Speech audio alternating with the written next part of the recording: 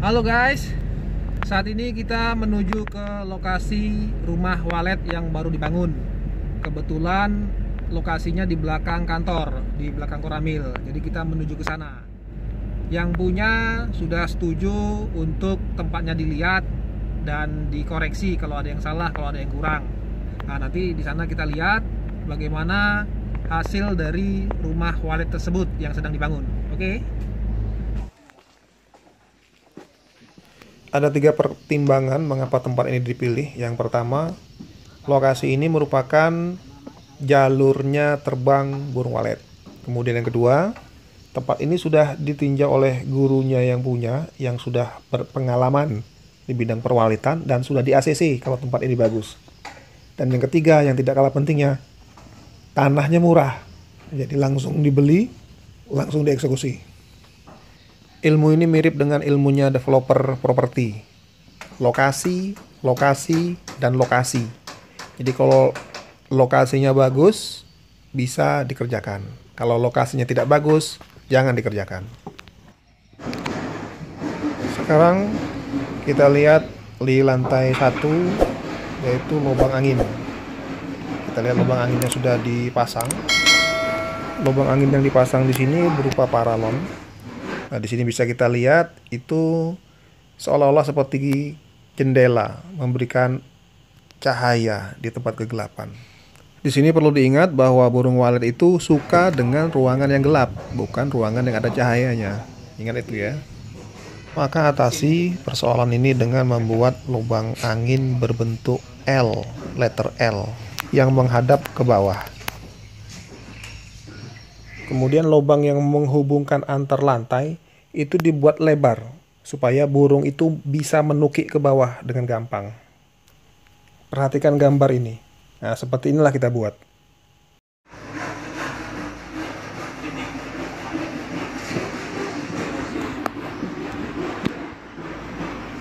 Untuk sirip, ingat ya, harus dalam kondisi yang kering, 100% kering. Karena burung walet tidak suka dengan kayu sirip yang basah. Halo guys, kita sekarang mengecek rumah walet yang sedang dibangun. Beberapa temuan kita yang bisa kawan-kawan ambil. Yang pertama, sirip. Sirip ini kayunya kayu keras. Untuk keawetannya tinggi, jadi dia awet, bisa bertahun-tahun gitu.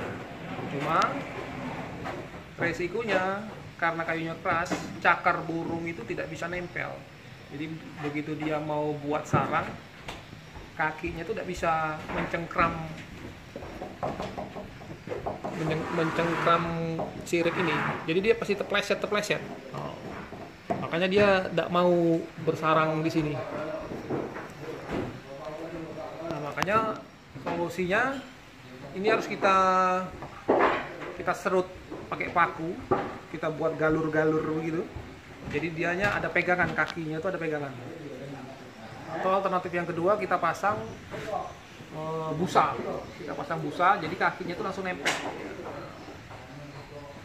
Kalau hinggap di mic ya sarangnya dekat mic. Jadi kalau diserut semua, kakinya itu bisa nempel, nyengkram. Dia mau sarang. Itu tidak ada celah gitu ya. Kalau beton itu kan corannya kasar, nempel ya. makanya kalau ada sempat, maksudnya tahu kan? Kasar ini. Para tukang ini tahu tentang kayu sirip, tapi dianya diam saja, tidak melakukan yang dia tahu itu. Setelah dikoreksi, barulah dia kerjakan.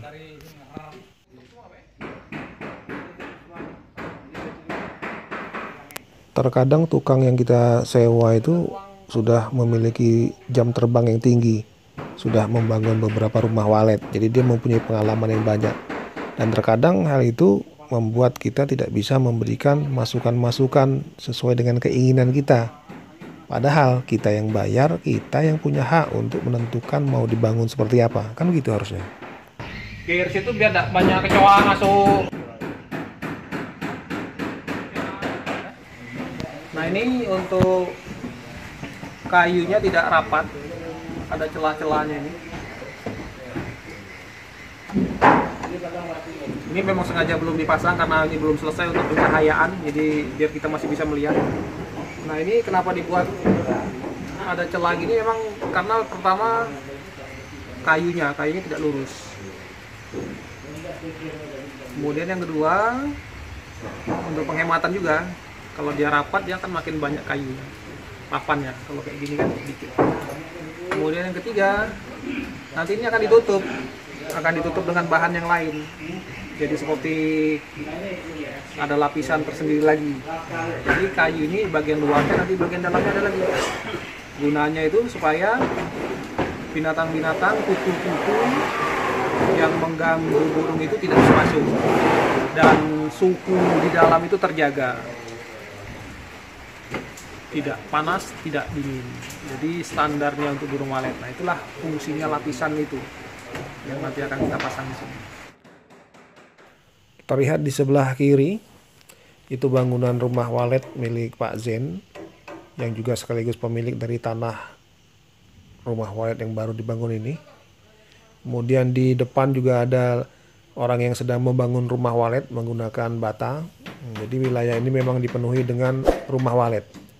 Dan ini adalah satu-satunya rumah walet yang menggunakan kayu. Semua selain ini adalah menggunakan bata, menggunakan beton. Apa sih keunggulan rumah walet dari kayu dibandingkan dari bata? Tergantung dari daerahnya. Kalau daerah itu panas, bahan dari kayu akan membuat suhu di dalam rumah walet lebih dingin.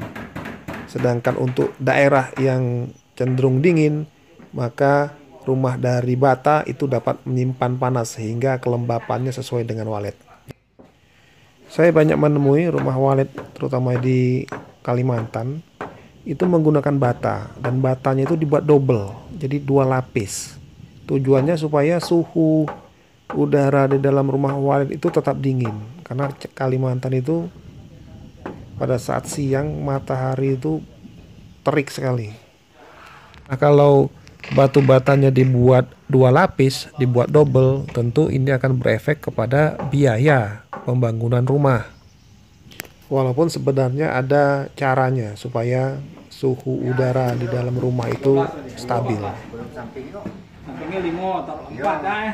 4 tambah 4 apaan? 13 tambah 13 sudah 26, 26 tambah 8. Nanti rumah monyet ini akan kita perbesar lagi, kita perluas lagi supaya burung walet yang masuk itu bisa bermanuver dengan leluasa, dapat bermain dengan leluasa di dalam.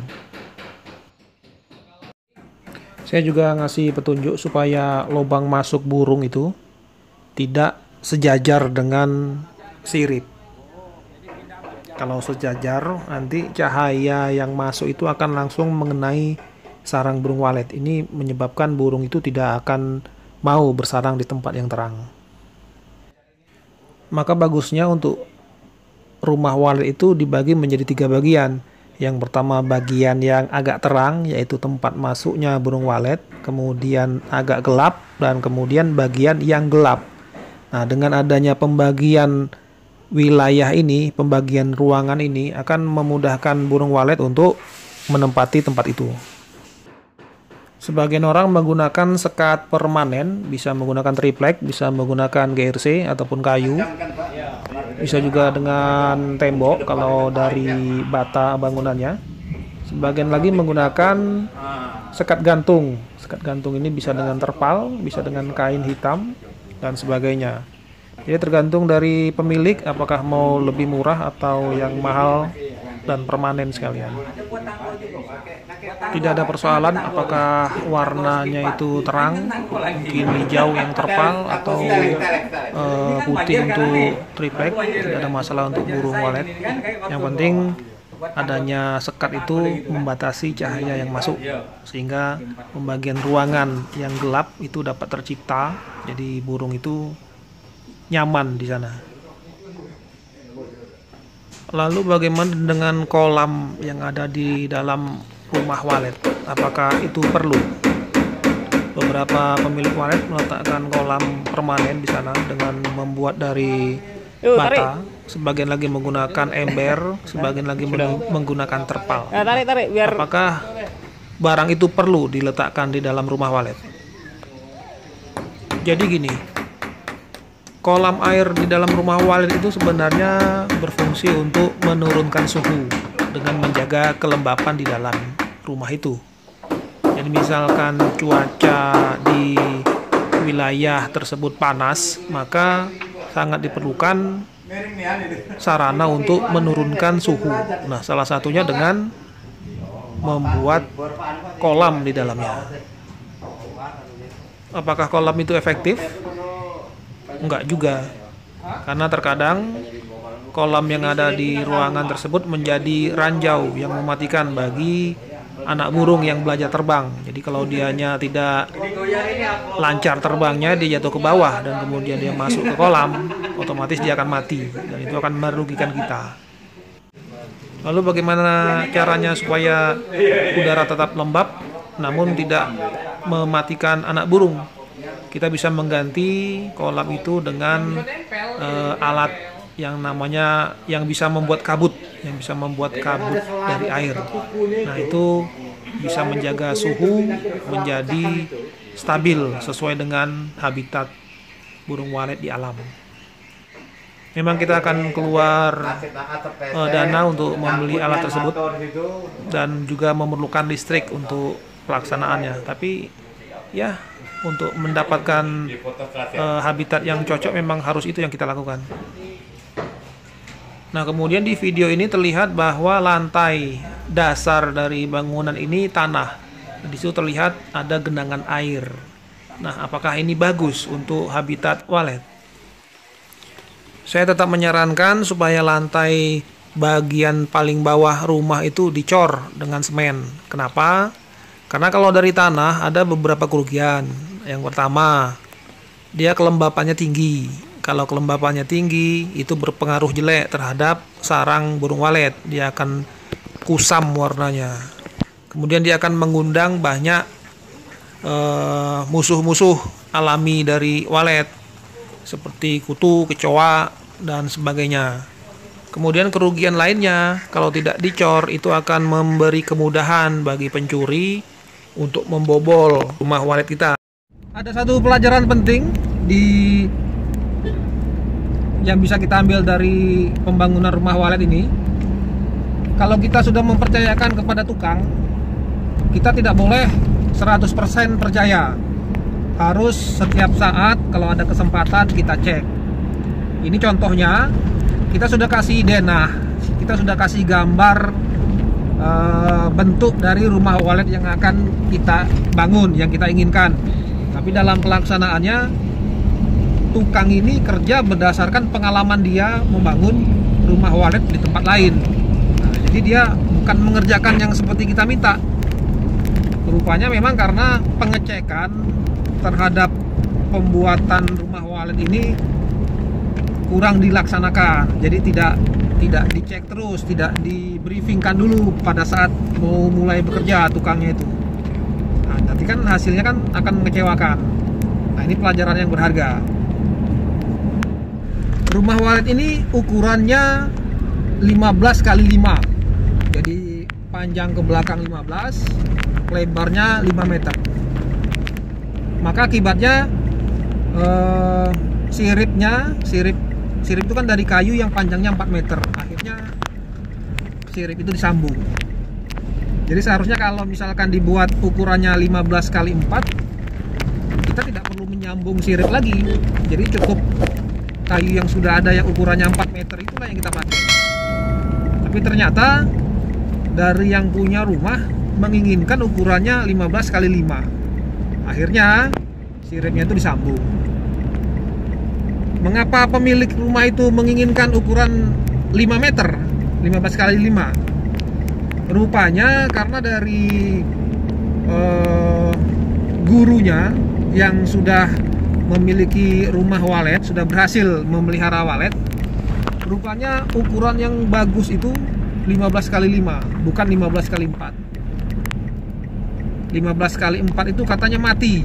Nah, jadi kalau berdasarkan, kalau orang Cina tuh berdasarkan feng shui-nya itu nggak bagus ukuran 15x4. Yang paling bagus tuh 15x5. Makanya yang punya rumah walet ini mengikuti apa kata orang yang sudah berhasil tadi, yaitu 15x5 meter. Untuk kawan-kawan yang belum punya rumah walet dan mempunyai rencana untuk membangun rumah walet, saya kasih saran tidak usah ditunda-tunda, segera dibangun. Kalau belum punya denahnya, nanti akan saya berikan denah yang sedang dibangun ini. Nah, jadi bisa dilihat dari situ secara garis besar bagaimana bentuk bangunannya di dalamnya itu. Jadi tidak perlu lagi pusing-pusing, tidak perlu lagi mencari-cari, tidak perlu lagi terlalu percaya sama tukang. Ya, berdasarkan denah yang sudah ada inilah rumah walet itu dibuat.